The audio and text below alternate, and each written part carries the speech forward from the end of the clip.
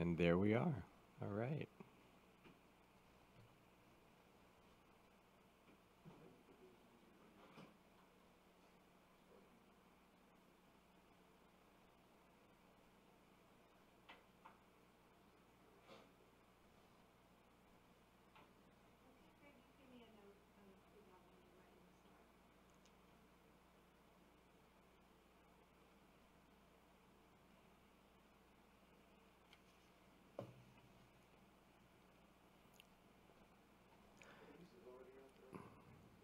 Go.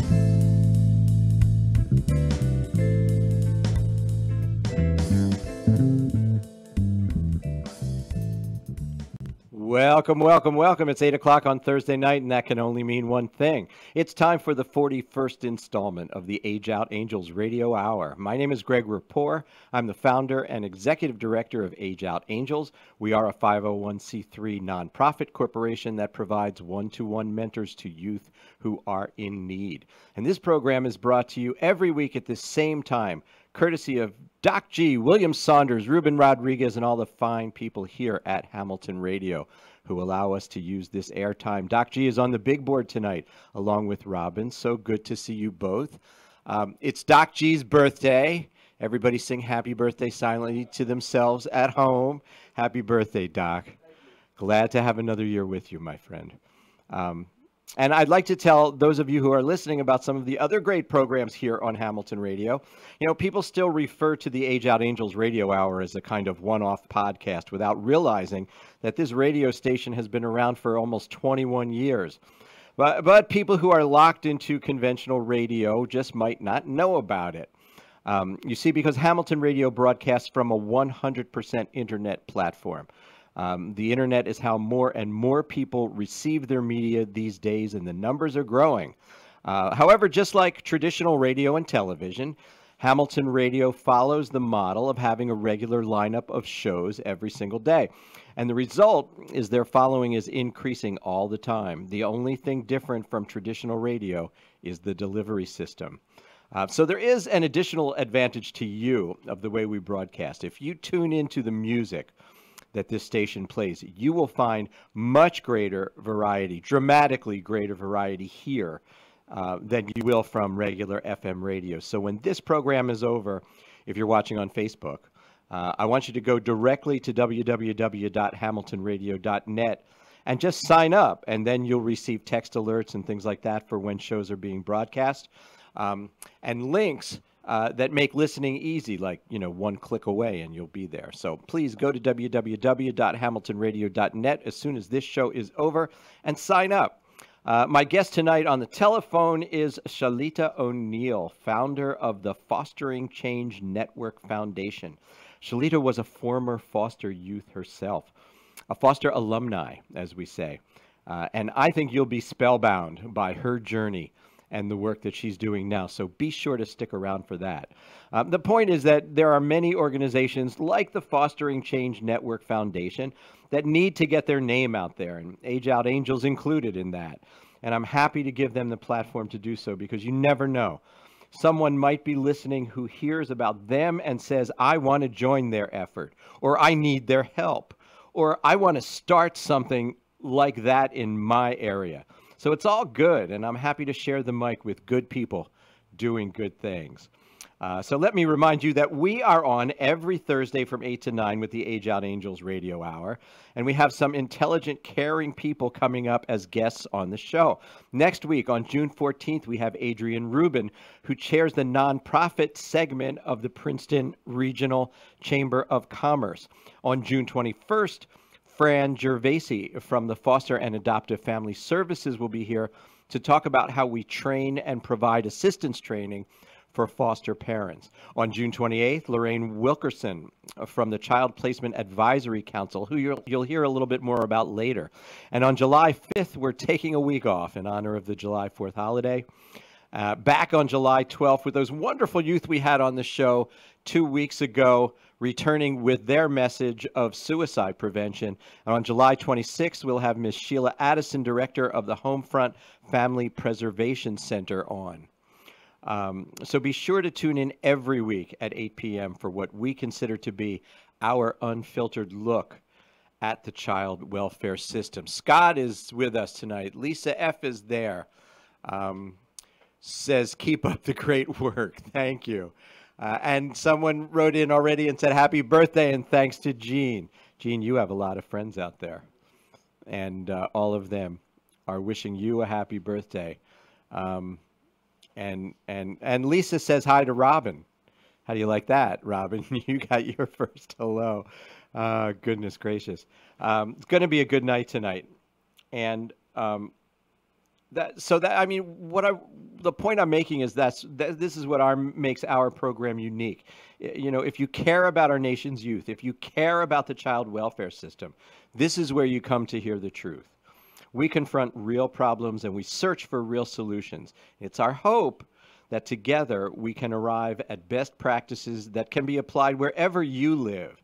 And together we can make the plight of children a little less traumatic and strive for more positive outcomes. If you have specific questions, I'm asking that people don't call in tonight because we want to leave the line open for our call-in guest, but feel free to write anything you like on our Facebook page.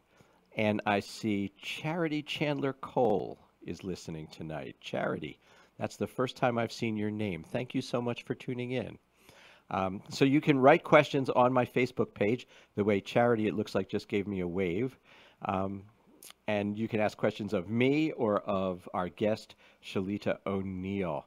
Now, please take a moment and hit that share button on Facebook. These are issues that deserve attention. You can't get this info anywhere else, so please tell everyone you know about it and give them a chance to hear this program. And look us up on www.ageoutangels.org. And while you're hitting that share button, let me remind you that our music comes to us courtesy of Kurt Seldom-Ridge, owner-operator of the Cave Rehearsal Recording Space in Pennsylvania. And a special thanks, shout out to Marty Light for playing sweet, sweet bass guitar on that track. Now let's get to some news. From a website called Creating Family comes a quick Q&A. And one of the questions really struck me, and it said, why are routines so important for newly adopted older kids? A lot of discussion right now about adopting older foster youth. And this question is, why are routines so important for newly adopted older kids? And the answer comes from a gentleman named Dr. Victor Groza, who says the following: children benefit from structure, routine, and predictability as they transition into a new home. They may have come from chaotic environments in addition to being maltreated. As a first step in healing and connecting, knowing what is expected and when it is expected is important. For the parent, having consistency and initially more rigidity allows you to see how the child might struggle, or you may learn some skills they need to be taught. And you shouldn't assume they know or have been taught even the basics like manners or hygiene or how to participate in family life. You can begin the task of helping them learn to live in your family within a consistent structure. Children learn the skills of living in your family by having routine and predictability. From Kansas is a headline: Kansas introduces a new dashboard to monitor the child welfare reform process. In May, the Kansas Department of Children and Families, DCF, announced the rollout of a new online interactive dashboard that highlights the reforms and changes in the state's child welfare system. Since taking the helm as governor earlier this year, Jeff Collier has prioritized reforming a troubled child welfare system.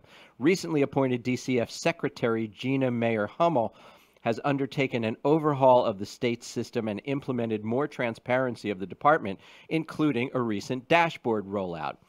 Her quote is, Secretary Mayer-Hummel has made it a priority to conduct reviews of agency systems, processes, and procedures to make significant improvements and reforms to how we serve the children and families of Kansas, said Forrest Taylor.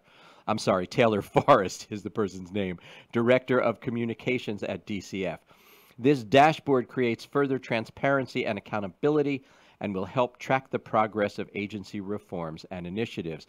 The dashboard is updated on the last Friday of every month to communicate the progress of reforms and other initiatives at DCF. And they include 5 metrics in this dashboard. Economic and employment services is one. Child support services is another. Rehabilitation services is another. Prevention and protection services is another. And DCF regions is another. And that covers sort of most of the bases. What's kind of missing from that grouping is what's being done for people who are coming out of correctional facilities and need reentry is the term that we use. I don't see reentry there, but hey, it's a great start and we applaud them for their effort. 2 stories from Colorado this week. First, a quick hit from the Denver Post in an article where former Colorado foster youths spoke out to improve the system for those who follow. And so what do they say they want? Well, they want to stay connected to siblings. That's important to them. And they want to get driver's licenses like normal teens. It's amazing how many people in foster care don't get driver's license. They just don't have that opportunity. And the final thing they want is more help after they age out. And one of those is about to be addressed in the same state of Colorado, because from the Tribune in Greeley, Colorado, a safety net, House Bill 1319, which has its roots in Weld County, Colorado, will help support foster kids after they age out of the system. And this has a little bit about the story of Faith Escobedo she's moving in with roommates last fall when she started school at the University of Colorado Boulder, and it was really no big deal for her because from the time she was placed in her first foster home in 5th grade until she graduated from high school in 2017, she always lived with 1 to 3 other kids in the room. By the time she got to college, she was used to living with other people. Now, because she was never adopted, she was required by the state to take classes offered through the county DHS to develop other skills for adulthood. This is pretty cool. Her first workshop was at 16, she said. It was an apartment workshop. So we went to an apartment, learned essential skills. And the key issue here is that beyond high school, that same department would not have been able to help Escobedo or any of the other foster kids. Colorado County simply weren't allowed to spend money on foster kids who emancipated. And if you know this program, you know I can't stand that word emancipated, because getting tossed to the curb is a more accurate way to say it. Emancipation sounds like freedom, and it really isn't. But on May 18th, all that changed. House Bill 1319, signed into law in Greeley by Governor John Hickenlooper, will give counties more flexibility to help provide a safety net for foster kids who have left the system. From helping kids buy pots and pans to placing a deposit on a dorm room, the bill will allow officials to individualize fundraising based on what kids need. And I believe we have a caller.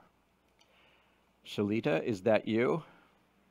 Yes, it's me. Oh, it's so good to hear from you. Thanks for calling in tonight. Not a problem. Thanks for having me. I appreciate it very much. Shalita, yes. Let me just tell the people a little bit about you for a moment, okay?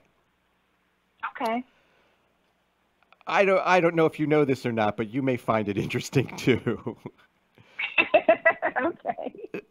Shalita O'Neill founded the Fostering Change Network, but Shalita was honored in 2011 as one of the Daily Record's 20 in their 20s. And she was honored in the Be Free Daily's second annual 10 People to Watch Under 30. She was honored in the Prince George's County Social Innovation Fund's 2015 40 Under 40. She was featured in the 2013 October issue of Baltimore Magazine's 40 Under 40 and honored by the Baltimore Business Journal in 2014 as one of their 40 Under 40. And when she's not being honored by different magazines and publications, she is a tireless worker on behalf of foster youth. And Shalita, your road to all this media glory was not a simple one, was it? No, not at all. Not at No. all. So what I want you to do is I want you to take a minute now, and I want you to tell our listeners your growing up story. Something happened when you were 3. Yes. Yes. So when I was 3 years old, my mother was murdered, and my father wasn't in the picture and didn't want to be in the picture. And I went to go live with my grandmother from the time I was 3 until I was 5. And she was an alcoholic, and she was verbally abusive. She tried to do the best that she could for me, but my uncle, who was my mother's brother, one of her brothers, decided to take me, and I lived with him until from the time I was 5 until I was 13, and that was really abusive, living with him. A lot of physical abuse, and I was afraid to share that with anyone because what I thought would happen to me, and I eventually got up the strength and the nerve to be able to tell someone when I was 13 all that had been happening over the course of 8 years with him, even after being taken out of state and left, with people who were virtually strangers. Yeah. I was able to let someone know. Let me just back that up a little bit, though, because you started out with your grandmother, and your grandmother was an alcoholic, right? Yeah.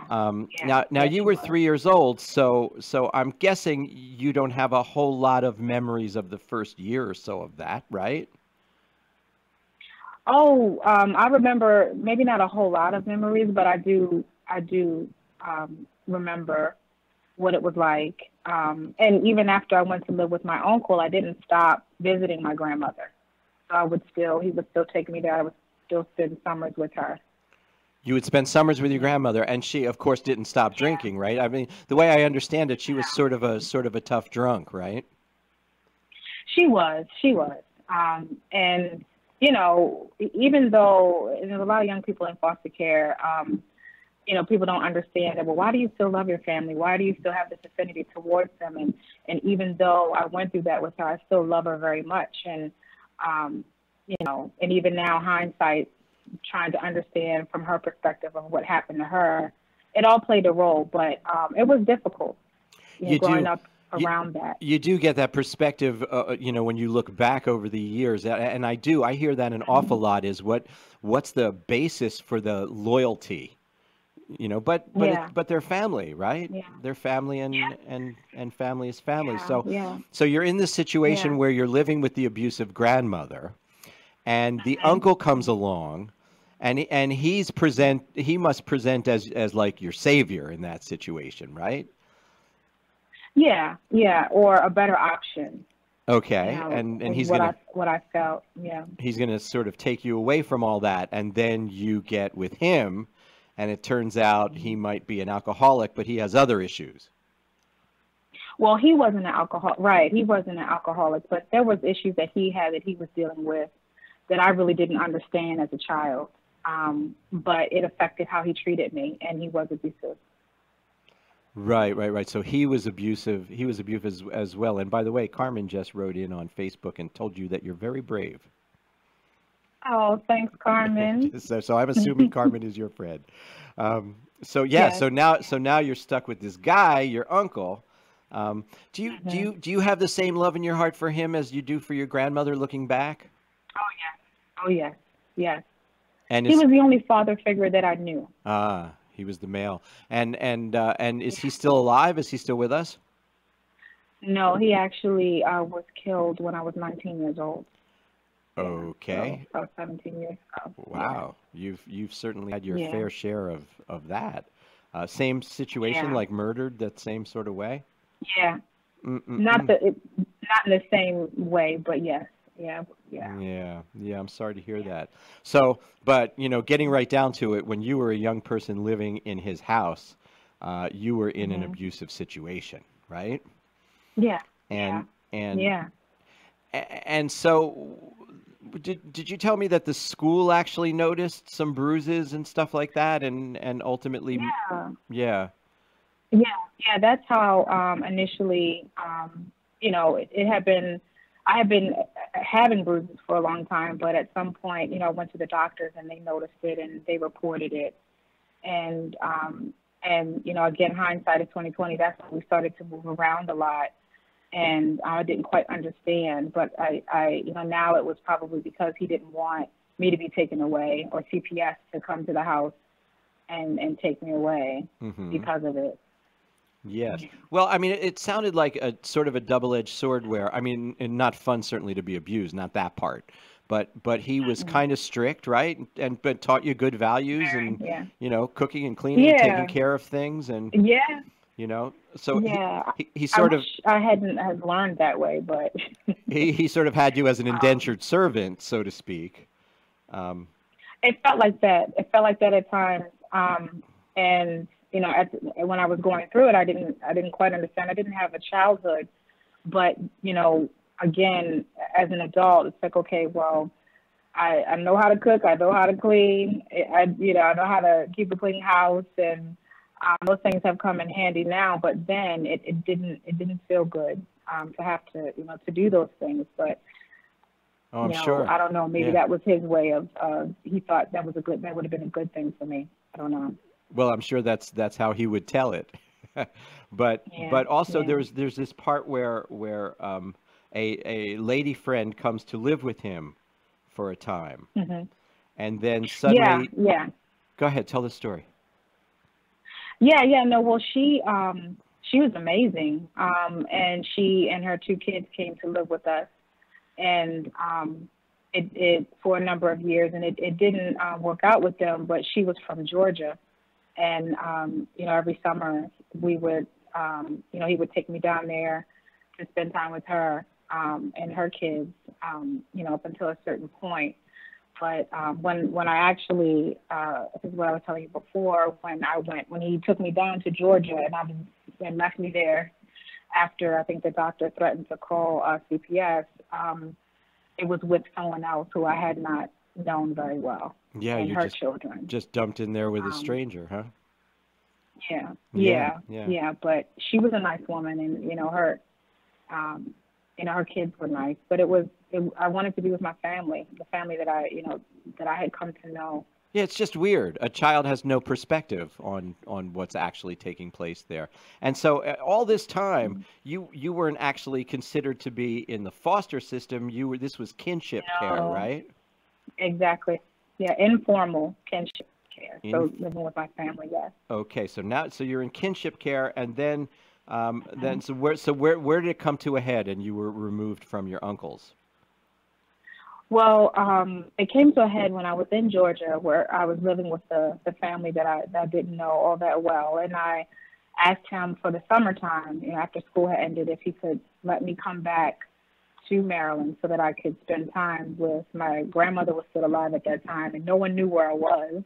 Hmm. So, he agreed, and when I came back to Maryland, I was able to tell a family member what had happened or what had been happening, Hmm. and that's when they reported it to CPS here, Hmm. in Maryland, and then I was taken away from him, Okay, and I so went to live with a friend of the family. okay, and so now where's the part where you go into the foster system and live in a group home? So when I initially came in at 13, and I lived with a friend of the family, I stayed with her and her daughter for about 3 years, and then I went to live with a foster family for about 3 months. I didn't work out too well, and then straight from there I went to a group home. Do you ever get And I used was to about 16 years old. Do you ever get used to that moving around thing and finding yourself in a new environment all the time? Mm-mm. Is that No, no. It you never get used to it. You cope with it, mm, and I think that's what I did. Because you don't know how long you're going to be there. You don't know if the people are going to like you, and but again, for me, it was on the low end. Even though it was difficult for me, I didn't have as many placement changes as some young people do. Yeah. And so I can imagine changing so often that it does become sort of, second nature, or something you don't necessarily think about. Your defense mechanism and how you handle that could look very different. Sure, sure. Now you were 13 to 16-year-old teenage girl. Tell me honestly, were you trouble? Hmm. I was not. Oh, Honestly, I really was not. And I think because of the discipline that my uncle instilled in me, I knew education, school was very important. So I got straight A's. I was working ever since I was 13 years old when I had a little working permit. I was on the volleyball team. I mean, I was not trouble. I cooked, I cleaned, I kept my space clean. I did what I was told. sure, sure. Um, And but, in some cases that wasn't enough, especially trying to get adopted. why do you Yeah. think all those placement changes happen? Like what leads to that constant flip-flopping and changing of location? Do you have a thought on that? Hmm. I wonder if Well, it's Go ahead. I think for my situation, because I wasn't trouble, um, Yeah. I think the people that I was staying with, and I think sometimes foster parents really um, should think about this is how does your own trauma and your own triggers either help or hurt a situation with the foster child. Hmm. And with me, my first placement, she was only 25 years old, and when I look back at it, she was 25, and she had an 8-year-old child. Mm-hmm. And so me, 13 years old, coming into her home, she didn't know how to deal with that. Sure. She didn't have the support or the knowledge to deal with that. I look at myself when I was 25, and if I would have been able to do something like that. So, she didn't know how to handle a teenager. Ha- I wasn't trouble, but I was suffering from depression. And those were the years I started my hormones were, I was like, oh, okay. I have a boyfriend, or I like this guy, or, you're starting to have these Of feelings and course. you don't know how to process them. So, yeah. Absolutely, absolutely. So you were basically not trouble, but I mean you were suffering effects of long-term trauma. Did any of that ever come out in any of your behaviors? Yeah, there was one time where, because I used to love to draw and I love to write and write stories and things like that. But once I started feeling, what depression, or I didn't understand what that was, I would draw pictures that were disturbing. Like what? They were like monsters. They were like a monster. Uh-huh. It wasn't anything. It wasn't like killing people or anything Okay. like that. But it was like a monster, and it was different than what I typically would draw. And when a couple of my family members, or the people because I was staying with, saw it, they started to question whether or not I needed medication, and if I needed to step up therapy and things like that. So I learned very quickly that I couldn't express myself in that way Oh, you didn't. because I didn't want to be medicated. They were heading straight for medication, huh? Yeah, or something was wrong, or straight to judgment that my mental capacity and was not was not good. Yeah, and sure. even though I was trying to figure out how to process everything that was happening to me. And they may have meant the best in that, they may have thought, well, we recognize something, let's deal with it. But the way to deal with it was to medicate you, and clearly that was not what you Right, were or looking to for. judge, to move to judgment. And I know now that, everyone is trying to do the best they can with what they know at that moment. Right.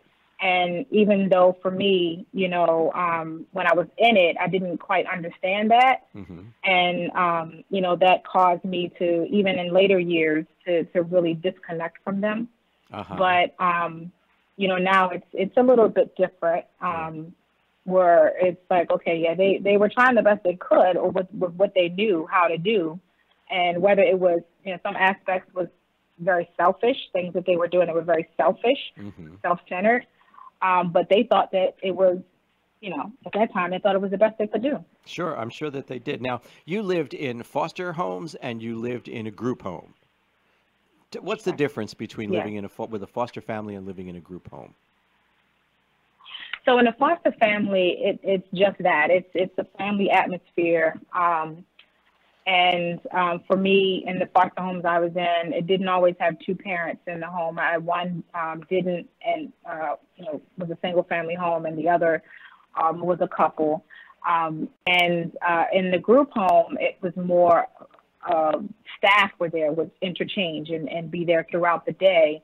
And it wasn't really a family atmosphere in that sense. You're in the house, or on the campus with, in my case, it was, probably 100 or more other kids. Wow, that's a big one. Yeah. Different. It's a campus. It was a campus. So, it wasn't the same sort of closeness. Mm-hmm. But what I did appreciate about the group home was that they had more resources than my foster family did. Sure. So when I would want to do things, or, with one of my first foster family, I wanted to go to a school outside of my district, and it cost tuition, mm-hmm. and it was like $2,000. And I couldn't go, and it would have been the best choice for me, but I couldn't go because my foster parent didn't want to pay for it or couldn't pay for it. But in a group home, when it's time for me to go to college, they made sure I had everything I needed, a computer, a printer, so it's pros and cons of each, depending on the quality of each, but the group home had more resources. Excellent, excellent. We're going to take a short break here. Before we do, I just want to say hi to Carmen and to Tony, who are listening tonight. Thanks a lot.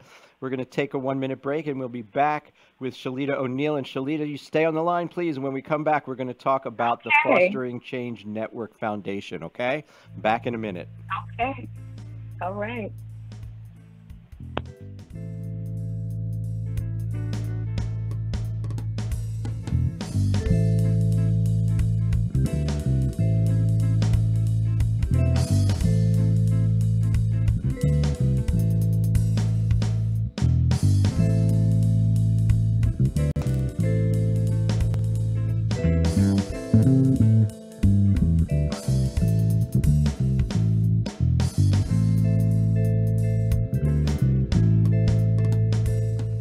And we are back, and we'll have more with Shalita O'Neill in just a moment. But before we go further, I do need to thank all the people who made generous donations to Age Out Angels this week. Most noticeably, Sharon and Stephen Zuckerman via the Schwab Charitable Trust.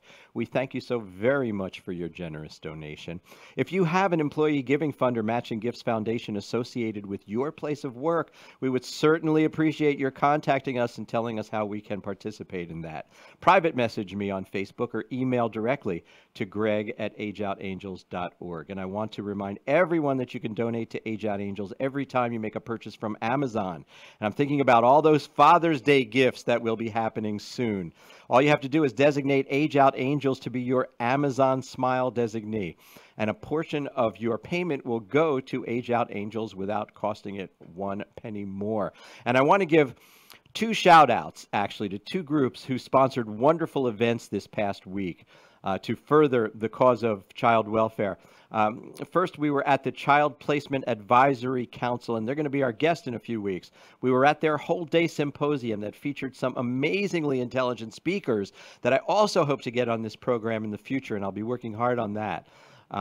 Then we spent 2 hours at the Church and Dwight Employee Giving Fund event, where we met some incredible people who just want to help, and it was almost like too good to be true. And for those of you who don't know what Church and Dwight is, they are the manufacturers of well-known consumer products such as Arm & Hammer baking soda and OxyClean, and we're fortunate to have them right here in the greater Trenton area.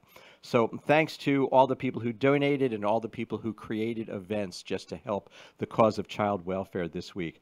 Back to Shalita O'Neill. Shalita, I hope you're still there. Yes. Oh, good. I'm here.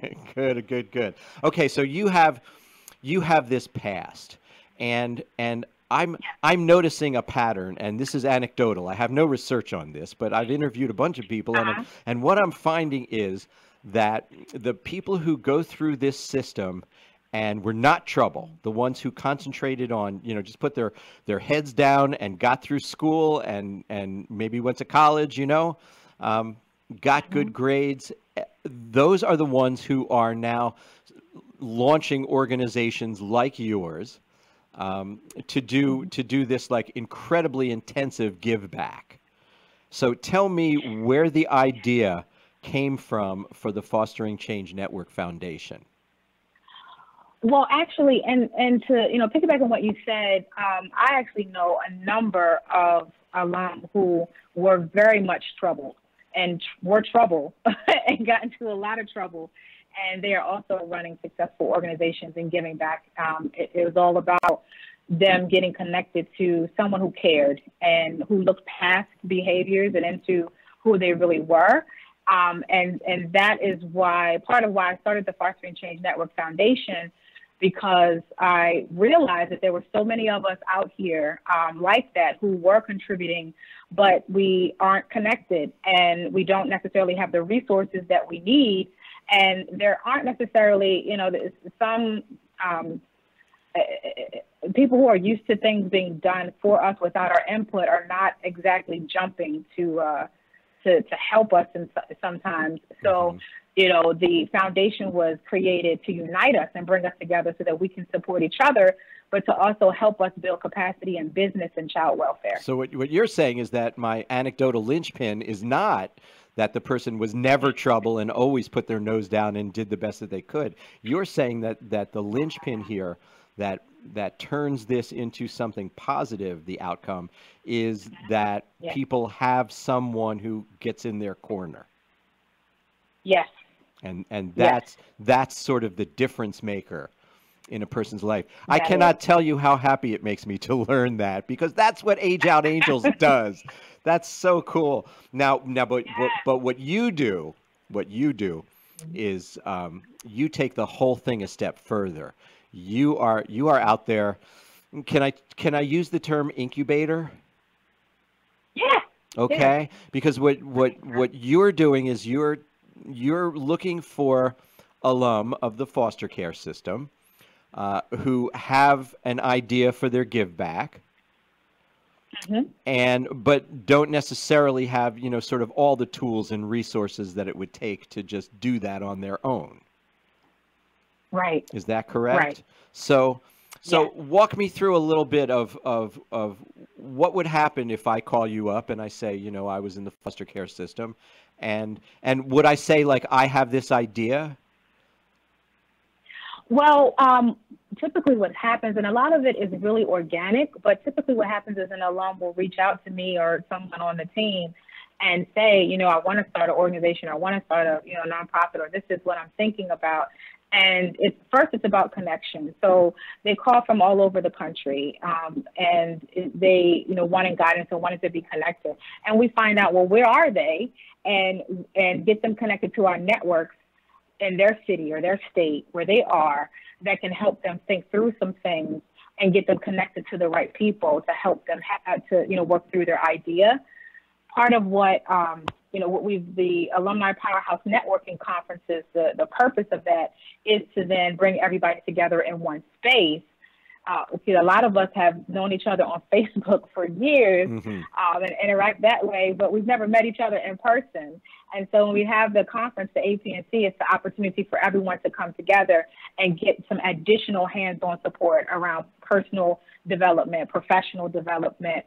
And what we're building out now is called the Global Ambassadors Program, where we will select alum to be in a 12-month fellowship where we will help connect them or get them connected to an alumni coach one-on-one to help them think through and work through their idea and refine it, so that at the end of that 12 months, it'll be an idea that we will give seed dollars towards, or connect, or one of our corporate partners will actually provide the seed dollars for them to then launch or take their idea a little further. Now, let me ask you, does their idea have to be for a nonprofit, or can it be for a for-profit corporation? No, it could be for a for-profit. Actually, one of my alum mentors, he's actually going to be at the conference on this weekend. His name is Steve Biondolillo, and he's a multi-millionaire who coined the walkathons and has a company that helps nonprofits with fundraising, and actually breast cancer. When they started their walks, it was his model that they modeled their walks after.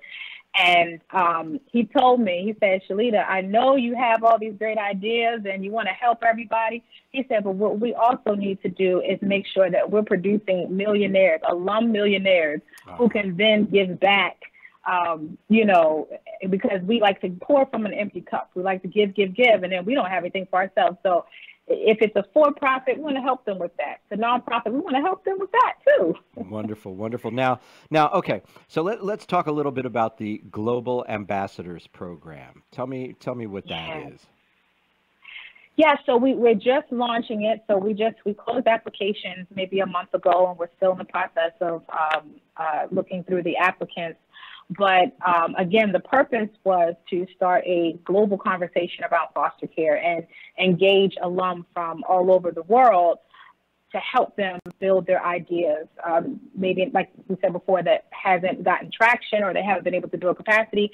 Because I tell people foster care is not a U.S. issue alone. It is a global issue, and it looks different in different countries.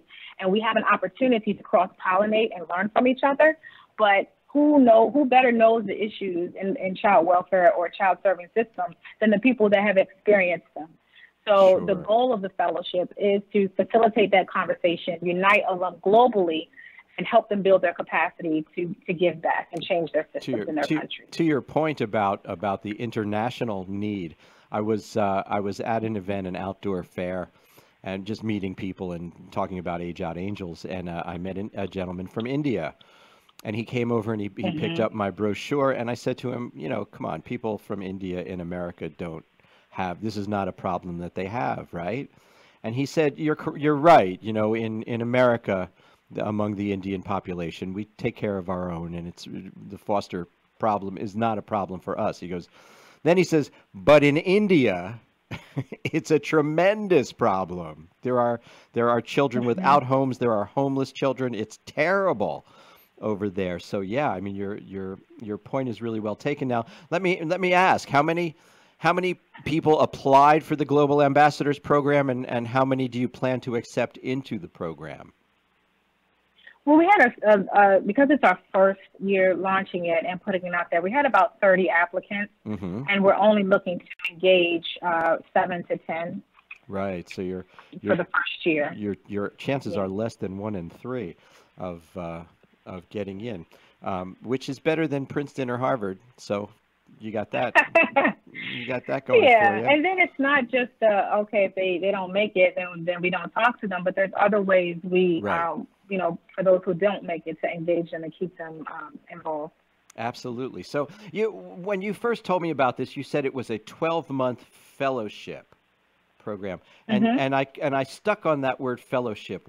What's the meaning of fellowship in this context? Well, in this context, it's you know, I use it just like some of the other popular fellowships, like Echo and Green, you know, some of the social impact fellowships. But indeed, it's a fellowship of alum coming together to learn from each other. So in that sense. And these 7 to 10 people will, like, what will happen then once this program is underway? So our first inaugural group, we're actually going to help us to build out the program in a way that suits them. So that should be fun because, you know, this is our first time doing this, but for alum, actually. So they'll be helping us to build out, giving their feedback on it, but they will be connected to an alum coach who has experience in the area that they're looking to go into, or that they're needing support around building their ideas. So monthly, they'll meet with their alum coach. We'll have quarterly get together similar to the Alumni Powerhouse Networking Conference, but it will be specifically for fellows. We are, of course, using technology for those fellows who will be international to patch them in. But we're developing online curriculum for them to also participate in at their leisure, depending on what it is that they need support around. So it's really a wraparound you know, service array pretty much for them, tailored to what it is that they need to be successful. So, all right. So it sounds sort of like the first batch, the first 7 to 10 who come out of this. This is sort of like a pilot type program, and you have to you have to have a little bit on the ball going in, but you also have to be able to listen to them and what they need and Exactly. make the program work. Now, who are the coaches? So we recruit or engage alum of all ages from our network. And so we have a large social media network that we've been building over the years. And so we're in the process of recruiting alum coaches to be a part of the GAP program. And that's through the social media, social networking? Yeah, and our connections to different groups that we've been a part of over the years. I see. Okay, so now comes the big drum roll, because this weekend is your huge event, right? Yes, it is. Let me say it. It's the Alumni Powerhouse Networking Conference. Yes. And this is going to happen. This is happening where? This is happening at Johns Hopkins Medicine in Baltimore City.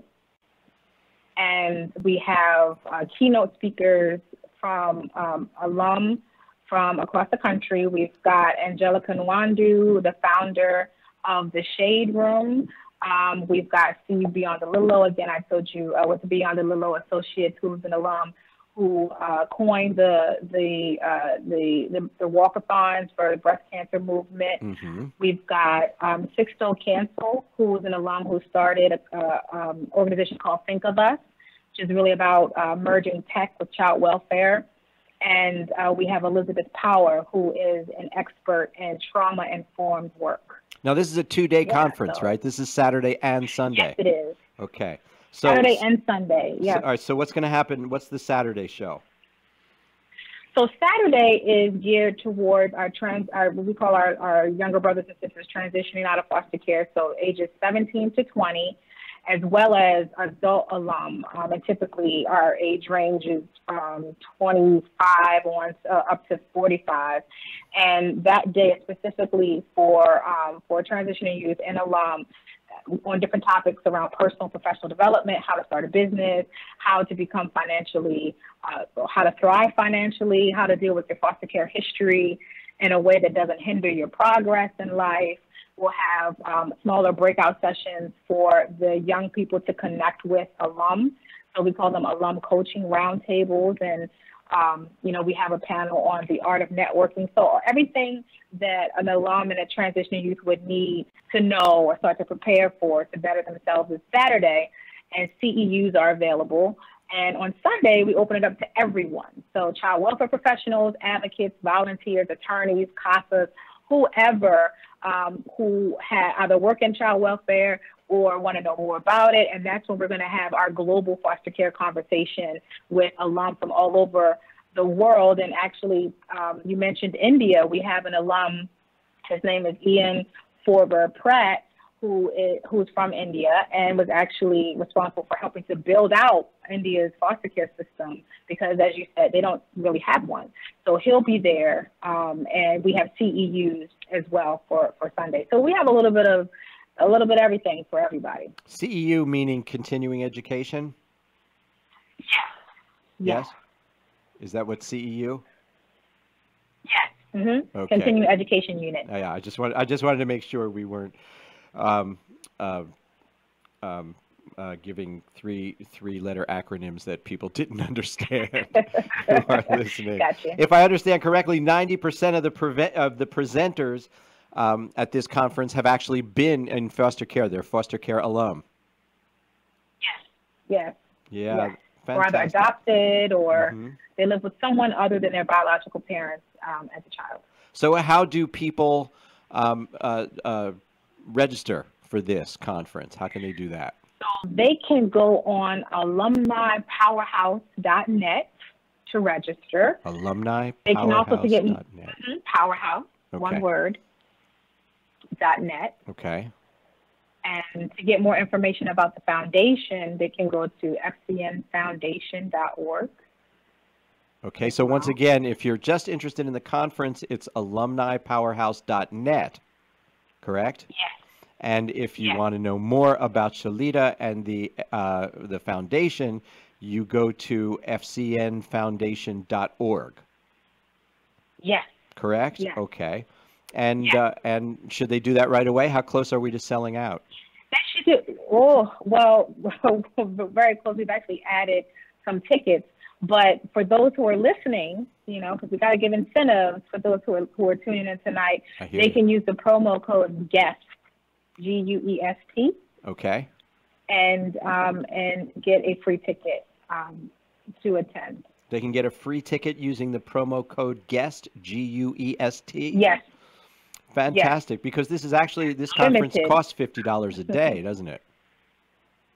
Yeah, which is still on the very low end, but we don't want funds to be an issue for people to be a part of this, who want to be a part of it. So we appreciate that very much. Yeah. So remember, alumnipowerhouse.net, use the promo code GUEST, GUEST, and that's the way to go to this conference at no charge and take advantage of everything there is to offer down there in Baltimore.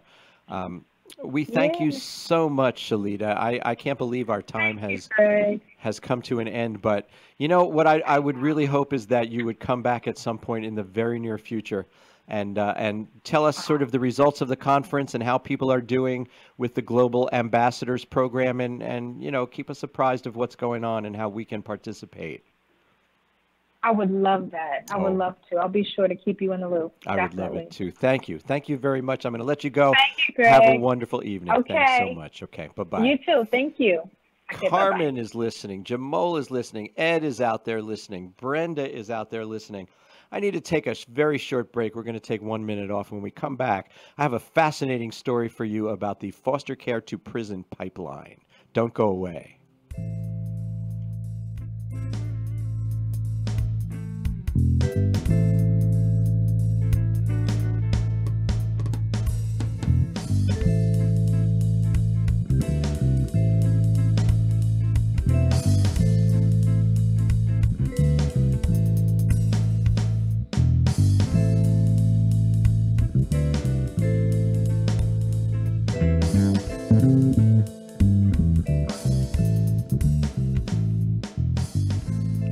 And we are back. Thank you so much for staying with us for this hour. Somebody's in trouble in South Carolina. From the Chronicle of Social Change comes an article that South Carolina is set to become the 20th state to establish an autonomous office to hold its child welfare agency accountable. If Governor Henry McMaster signs the bipartisan S-805, the Palmetto State will establish a new Department of Children's Advocacy using funds transferred from the agency it will monitor, the Department of Social Services. That seems humorous, but I'm not sure how I feel about that. South Carolina settled a class action lawsuit in 2016 that focused on the quality of its foster care system. Among the issues cited in the lawsuit, a shortage of homes prompting over-reliance on group settings, including juvenile detention centers, which we'll talk about in a minute, frequent placement moves within the system, excessive caseloads for its social workers, and placement far away from possible kinship options. According to research done last year by the Chronicle of Social Change, the state lost 16% of its non-relative beds while gaining more than 1,000 foster youth between 2012 and 2017. Meanwhile, it posted one of the lowest rates of kinship placement of any state. DSS has said it needs to recruit an additional 1,500 licensed families to meet its current need for capacity. And interesting thing about that is I told you that I was at a conference last week. And one of my guests in the next few weeks will be from that conference. And a lady spoke who was from a law office who I'm trying to get to come on the show, because this is such a perfect example of what she said. She said, you can basically stand outside the courthouse and protest until the cows come home. What moves legislature is lawsuits. What moves legislature is lawsuits, and that's exactly what happened here in South Carolina, and it's exactly what happened here in New Jersey as well. And this lady was actually on the team that sued the state of New Jersey back in 2006, and then voila, wonderful, beautiful reform of the Child Welfare Agency, which has made tremendous strides in New Jersey. I mean, I'm sure we can find plenty of things wrong with it, but believe me when I tell you, it's made tremendous strides. not only in the last 25 or 30 years, but specifically since that lawsuit in 2006, what a difference it made. Finally, tonight, this is an article. I wanted to tell you about it last week, but we ran out of time, and it's sort of long, and I don't want to cut any of it. It's from Teen Vogue, of all places. It's an article by a lady named Rachel Ansbach, and it reads, "The Foster Care to Prison Pipeline, What It Is and How It Works." Story about 22-year-old Bronx native by the name of Randy. Entered into foster care when he was 10, moving through 13 placements and 3 boroughs of New York City during his time in the system. When he was 14, Randy got into a fight with another boy in his foster home. The foster parent called 911, and it became his first arrest. Neither of the boys were seriously injured, but Randy was incarcerated for 14 months in juvenile detention over a fight. 14 months in juvenile detention over a fight. When I was his age, I think all we did was fight. According to the latest data, there are 437,500 children in America's foster care system who face a disproportionate risk of being incarcerated. The problem is so severe that 1/4 of foster care alumni will become involved with the criminal justice system within 2 years of leaving care. It's called the Foster Care to Prison Pipeline. The practices and policies that funnel young people from the child welfare system into the criminal justice system. Juvenile justice involvement has particularly adverse effects on foster youth because it can impact their treatment and home placements for the rest of their time in foster care. Here's a quote: "As soon as kids get labeled as bad, it's really hard for them to get unlabeled." This is according to Christina Wilson Remlin. She's lead counsel for an organization called Children's Rights. Being incarcerated as a juvenile increases foster youth's risks for continued involvement with the criminal justice system. In New York City, where Randy was in the system, 57.1% of young people who were in both foster care and the juvenile justice system experience incarceration within 6 years of exiting care.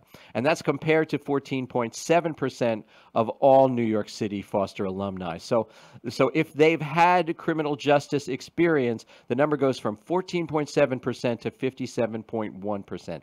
That is staggering. Now, the plot thickens because when he was 17, Randy got into another altercation for which he was charged with assault. Now, because New York is one of the last states that allows 16 and 17-year-olds to be prosecuted as adults, and that policy, by the way, will be phased out by 2019, but Randy was still a teenager when he was incarcerated for 8 months on Rikers Island, which, if you're not from the New York area, is the city's adult jail complex and a place renowned for being a place you don't want to go. And he quotes, Randy quotes, "In both cases, I wasn't given the opportunity to show that I was a better person. They were quick to throw the time and throw the sentences on me instead of looking for ways to help me grow so it wouldn't happen again." He goes on to say, "I feel like since I'm just a black kid in foster care, the justice system doesn't want to see us given opportunities or help us grow." Randy went to school. Oh, this is going to kill you. Randy went to school when he was on Rikers Island. Sounds good, right? But none of those credits ended up transferring toward his high school diploma. So, as a result, Randy didn't finish high school until January 2017. And because of his criminal record, Randy had his application to New York City public housing denied. And you know, housing support is one of the most critical components for former foster youth. Over 1/5 of former foster youth face homelessness after age 18. Now, like Randy, many foster youth have the police called on them by their caregivers and face incarceration for what are relatively minor infractions. Foster youth in government-run group homes are particularly at risk of having police called on them by staff. Jarrell Melendez, a youth advocate at Lawyers for Children who grew up in foster care, says behaviors for which group home staff call police include such things as verbal arguments, physical fights, throwing things, running away, smoking marijuana, or even masturbation. A lot of group home staff are just not as educated as you might hope. Some just have a high school diploma or a GED, so there's a lack of education, training, and experience, Jarrell told Teen Vogue. If a young person has an episode because of the trauma and emotional circumstances that they've grown up with, one would think that staff would demonstrate a certain professionalism to them, but that is simply not the case. Easier to call 911. Foster children can also face an increased risk of arrest in school because they may not have a parent to pick them up or advocate on their behalf. According to Jarrell again, teachers and school staff may not know the particular system that you're involved with. All they know is there's a lot of different people coming for you, and none of them are your biological family, he says. So for foster youth, a lot of times it's easier for the school to just call the police and get somebody to come in. That, ladies and gentlemen, is the foster care to prison pipeline. And next week, if I may continue on this, I'd like to tell you about another young lady named Ariana and also what have been offered as some solutions for this. But meanwhile, that's another hour of you and I discussing topics that should get more attention in our discourse. Join me next week at the same time when our guest will be Adrian Rubin from the Princeton Regional Chamber of Commerce. My special thanks to Shalita O'Neill. And so until next week, let's make this week the best week ever. Good night.